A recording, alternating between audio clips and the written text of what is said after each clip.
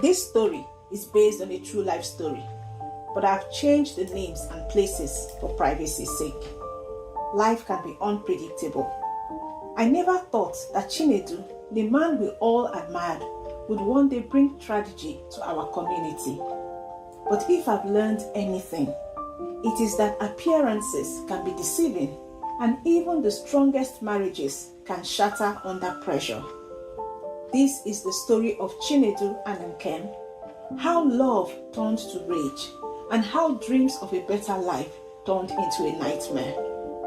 I will never forget the night I realized that there was trouble. I was on the phone with Nkem, trying to calm her down after another explosive fight with Chinedu, her husband. She was sobbing so much that her words came out in gasps. But one thing she said chilled me to the bone. He said I would regret ever following him to this country. Those words stayed with me even after I hung up. I couldn't sleep that night, replaying our conversation in my head. Nkem was one of my closest friends, and I had watched her marriage transform into a nightmare. I should have seen the warning signs earlier, but like everyone else, I thought they would walk through their issues. After all, they had been the perfect couple when they were back home, or so it seemed. Let me take us back to the beginning. Chinedu and Nkem met during a family wedding in Enugu. He was already a successful businessman in Lagos, trading electronics and owning multiple shops in the bustling markets of Alaba and Computer Village. At 35, he was well on his way to becoming one of those men you read about in business magazines. Wealthy, ambitious, and deeply proud of his Igbo heritage. He was not very educated, having only completed high school. Nkem, on the other hand, was 7 years younger, was soft-spoken and strikingly beautiful. She was already a graduate when they met. She had a good job and was looking forward to going to nursing school. Their love story was a whirlwind. Chinedu wooed her with very expensive gifts and promises of a bright future. He paid her school fees to nursing school, covered her family's rent, and even sponsored her younger siblings' education. By the time they got married, Nkem's entire family saw Chinedu as their savior. He pulled them out of poverty, and neither he nor her family ever let Nkem forget it. Chinedu made you who you are, her mother often reminded her, especially during minor disagreements. Nkem took it to heart. She was always the dutiful wife, staying at home to care for their 2 young children while Chinedu grew his empire. Chinedu did not allow her to work, despite the fact that she was a registered nurse. He said as a titled man, it was his pride to take care of his wife. A nursing job is beneath the wife of Chinedu the Great. Who will cook my food and keep my house in order if you're running around doing menial job? Nkem's dreams remained just that, dreams. Yet anytime she asked him for money to buy necessities for herself, he would refuse. Nkem, do you think your brother will be driving that car if not for me? Chinedu once backed at her when she suggested sending extra money home for her father's medical bills. Nkem swallowed her pride. I'm sorry, my husband. I was only thinking about Papa. You think too much. You should be grateful that I allow you to even think at all. She was tired of waiting on Chinedu hand and foot, being emotionally and mentally abused and not able to earn money for herself. She felt trapped. Things started to shift when their mutual friends, Amaka and Ifeanyi, announced that they were relocating to Canada. Over dinner one night, they shared their plans with Chinedu and Nkem, describing Canada as a land of endless opportunities. Ifeanyi already has a job lined up in tech, Amaka said, her face glowing with excitement. And the kids will get a better education. You should think about it too, Nkem. Nkem's eyes sparkled with curiosity, but Chinedu was dismissive. Canada? For what? My business is here. I can't leave everything I've built to go and start afresh, he said, waving his hand like the idea was beneath him. But Nkem wasn't so quick to let the idea go. After Amaka and Ifeanyi relocated, they would call regularly, painting a rosy picture of their new life abroad. Slowly, the seed was planted in Nkem's mind. She began dropping subtle hints to Chinedu. The economy here isn't getting better, she would say. What if something happens to the business? Chinedu brushed her off every time, but Nkem was persistent. Over months of gentle persuasion and a little pressure from her siblings, who saw Canada as an opportunity for even greater financial support, Chinedu finally relented.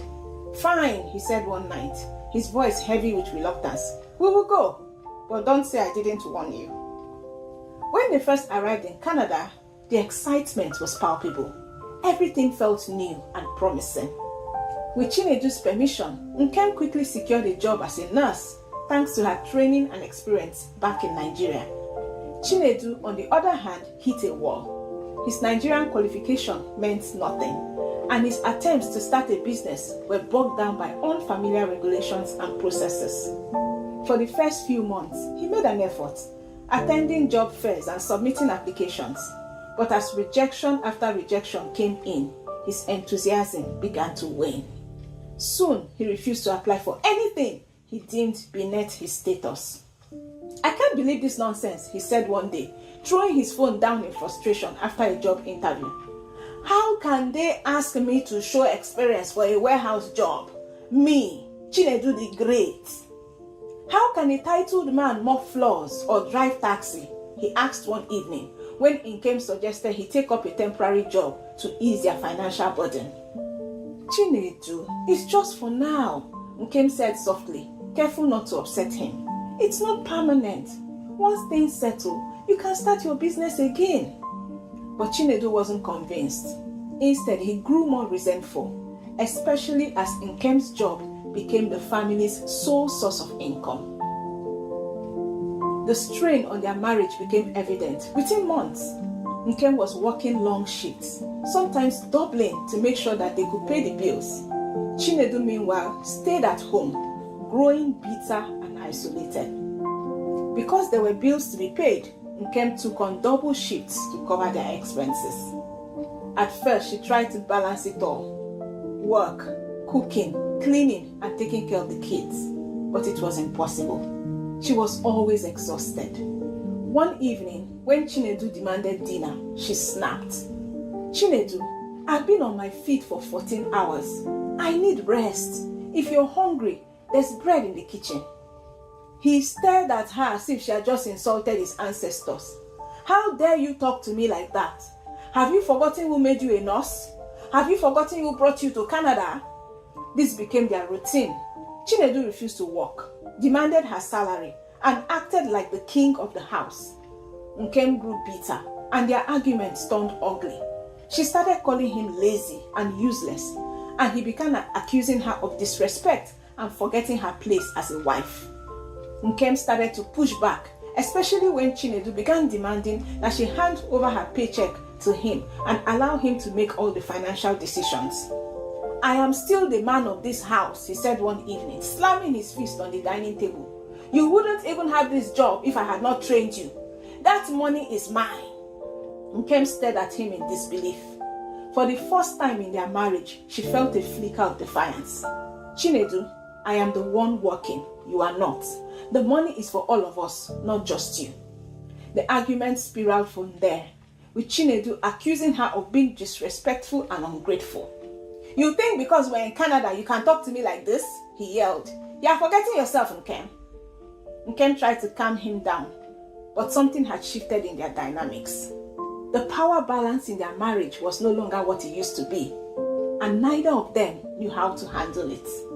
The fights became more frequent and intense. One evening, after returning from a particularly stressful shift at work, Nkem asked Chinedu to pick up groceries while she rested before her next shift.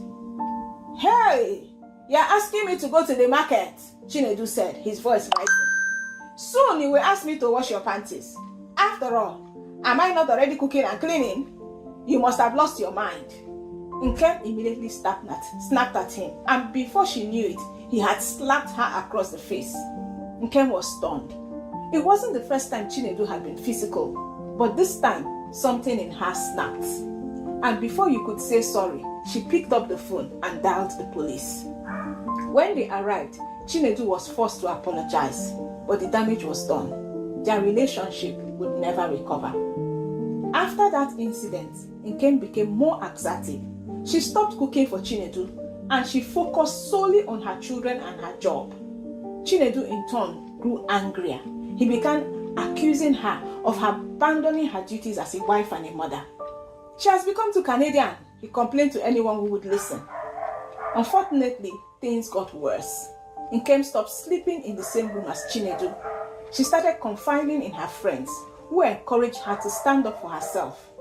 "This is your house, Nkem," her friend Amara said. "He's not even working. Don't let him control you." Nkem began asserting herself. She stopped handing over her salary and started making decisions without consulting Chinedu. "This is my house," she said during one fight. "My money pays for it. If you don't like, leave." Chinedu felt humiliated. He stopped talking to her altogether, spending his days sulking in the basement. It was obvious at this point that their home had turned into a battleground. As the days went on, of course Chinedu kept insisting that Nkem would be nothing without him. Nkem, on the other hand, insisted that Chinedu needed to help more around the house since he had refused to work. They just could not agree on anything. The final blow came when Chinedu, in a fit of rage, beat Nkem so severely that she ended up in the hospital with a broken arm. For Nkem, it was the last straw. Encouraged by her friends, Nkem filed a restraining order and Chinedu was forced to leave the house. "You have destroyed me," he told Nkem as he packed his things. "You will regret this." But Chinedu wasn't done. He felt humiliated. He could not believe that the whole him, Chinedu the Great, was being humiliated by Nkem. Ordinary Nkem. Nkem that he trained with his own money. Nkem whose family he brought out of darkness to Fiakwa. His humiliation and anger festered into something darker. But he was not going to give up like that. Now that he was out of the house and squatting with a friend, he felt that he had reached the bottom. He began stalking Nkem, showing up at her workplace and sending her threatening messages. "You think this is over?" he texted one night. "You'll pay for this." Nkem ignored the messages, confident that Chinedu could not do anything to her. But she was in for a rude shock. Chinedu had vowed to get back at her. One evening, Chinedu broke into the house while Nkem was asleep. He crept into her room and woke her up, but he made sure that he had locked the door first. He tied her up and gagged her, making sure no one could hear her screams. "You have taken everything from me," he whispered, tears streaming down his face. "Now I'm going to take it all back." Then he beat her to a pulp with a stick he had brought with him. God, I cannot describe the scene. It was too horrific. What kind of hatred will make you beat the mother of your kids to death? Or maybe he didn't intend to kill her. Maybe he just wanted to scare her and things got out of hand. Anyway, after killing her, he fled. She was found by her kids in the morning, which is a sight that no kid should ever have to see. The police were called and their investigation started. The news of Nkem's death shook everyone who knew them. Meanwhile, Chinedu was on the run, running away from the new and better life he had tried to build for his family. His crime, brutal and unforgivable, had shaken the community.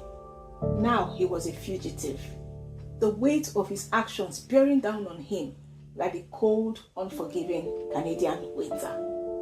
Hiding in a series of Airbnbs, Chinedu struggled to stay ahead of the authorities. The bitter chill seeped into every corner of his temporary refuge, eating away at his body and spirit. He hadn't anticipated how the freezing weather would make hiding so difficult.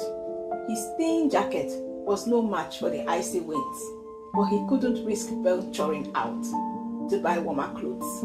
His fingers were raw, his lips were chapped, and each breath he took felt like swallowing shreds of ice.